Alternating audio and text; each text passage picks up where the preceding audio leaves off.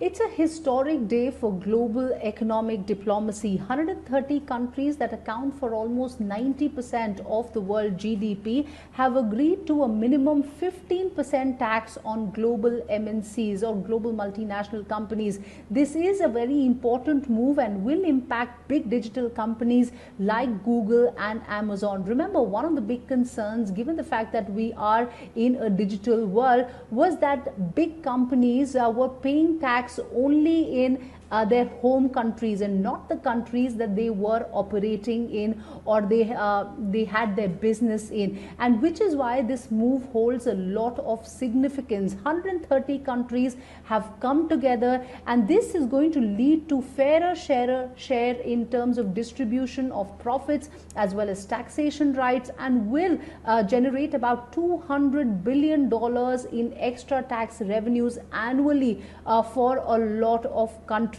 In fact, this is going to reallocate the taxation rights over multinationals from their home countries to the countries that they are operating in, regardless of the fact whether they have physical presence or a physical office there or not. In fact, US President Joe Biden had also said that with a global minimum tax in place, multinational corporations will no longer be able to pit one country against the other and push them to lower their corporate taxes. It is also a big vindication coming in for the Indian government. Remember, India about 2 to 3 years ago had started imposing an equalization levy on digital companies. Now, this levy was in fact very important. Even though the government received a lot of pushback from the US, the government stood its ground and said that this was in line with what the OECD had asked various countries to do as well.